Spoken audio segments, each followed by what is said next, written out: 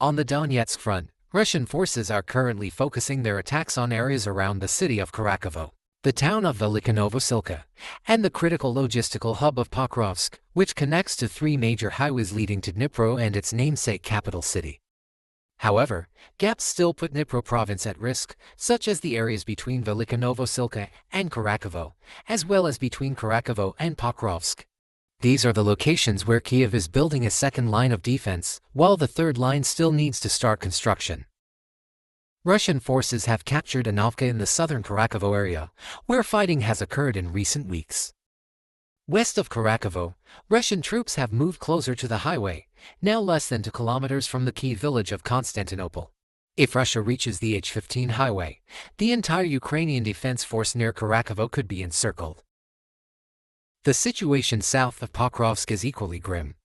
After advancing within just 1 kilometer of the city, Russia expanded its southern bridgehead, capturing Novotroitsky and Pushkino while pushing further west. The Ukrainian General Staff is reallocating reserve forces to the southern Donetsk front, or more accurately, pulling units from other front sections to reinforce the Pokrovsk-Kurakhovo-Velyka Novosilka direction. However, it is challenging to halt Russia's substantial advance at this point. Meanwhile, British media on December 17 reported on Ukraine's dire situation in the Kursk area. According to The Economist, Kyiv faces a dark Christmas there. The outlet quoted Major Ivan Bakarev of the Ukrainian army, who stated that the Russians are increasing pressure and hold a significant advantage in nearly every aspect: troop numbers, artillery, and equipment. They effectively alternate mechanized assaults with infantry attacks. Ukraine has lost about half of the Kursk territory it previously controlled. Currently, Russian forces are working to encircle the main Ukrainian forces, attacking from the eastern and western flanks. Major Bakarev admitted, all Ukrainian combat units in the Kursk area are on the defensive rather than attacking. However, President Zelensky remains determined to hold this area as a bargaining chip with both Trump and Putin, forcing Ukraine to hold the line, even as combat conditions grow increasingly difficult. Ruslan Mokritsky, a sergeant from the 95th Airborne Brigade, described the harsh conditions Ukrainian soldiers are enduring: rain, snow, melting ice, mud, insects, rats, and looming guided bomb strikes. The Russians can drop up to 40 glide bombs on a single position in a few hours. In Kursk, death is always lurking nearby. The Economist also published a map showing Ukraine's presence in the Kursk region, with red and pink areas indicating territory likely recaptured by Russia. Meanwhile, Russian forces have intensified attacks in multiple directions within the Kursk area. 2 articles from the New York Times have presented contradictory but intentional forecasts of Ukraine's future developments. In its December 13 piece titled "The Final Battle in Ukraine," the author predicted that the war would end by 2025, regardless of who becomes president. This is attributed to both sides allegedly running out of troops. However, the New York Times revealed that intelligence agencies anticipate Ukraine will run out of troops first.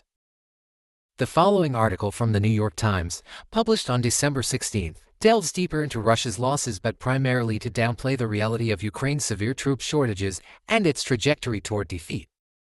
The piece fails to propose a solution, concluding that only the U.S., as the military guarantor of Ukraine's terms, can help the country escape its current predicament. Unfortunately, the Trump administration is shifting its focus to Asia, leaving Ukraine a European problem. However, Europe remains too politically divided to ensure Ukraine's security.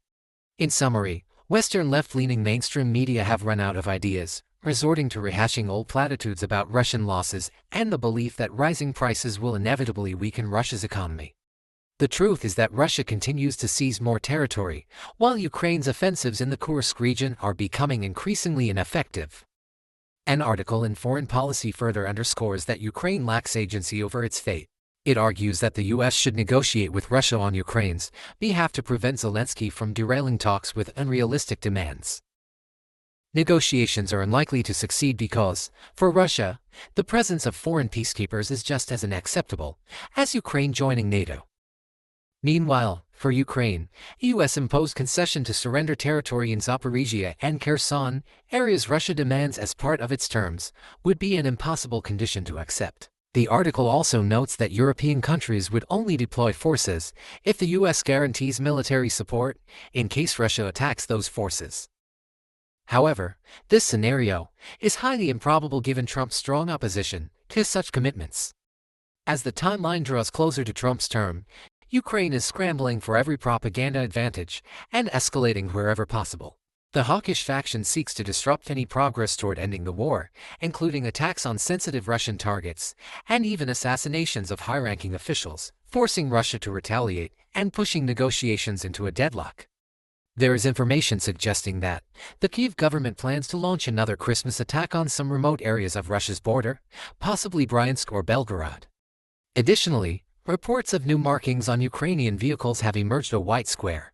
Ukrainian media claim this is a sign that Kyiv is preparing for a new sabotage campaign. This is not the first time Ukraine has used such special markings. In August, during operations in Kursk, the Ukrainian army marked their military equipment with white triangles. Russian media argue that new tactical symbols on Ukrainian military equipment coincide with rumors of Kyiv preparing its next counteroffensive. In another alarming escalation with unpredictable consequences, a senior Russian military general and the head of the Russian army's chemical weapons forces was killed in Moscow in a targeted explosion, for which Ukrainian intelligence indirectly claimed responsibility. Lieutenant General Igor Kirillov was assassinated in a bomb attack, making him the highest-ranking Russian official killed since the Ukraine war began in 2022. A bomb was hidden inside an electric scooter parked outside Kirillov's apartment. As he and his assistant passed by, the bomb was remotely detonated. Footage captured a massive explosion outside the residential building. Ukraine's security service openly boasted about orchestrating the assassination, and Ukrainian sources confirmed this to American media.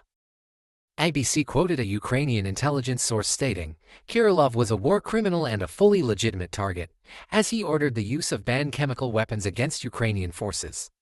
Kirillov's assassination occurred just one day after Ukraine accused him of committing war crimes against their country. The Ukrainian Security Service released video footage of the bombing, suggesting that the attack was carefully planned and staged, as the incident appeared to be filmed from a nearby vehicle.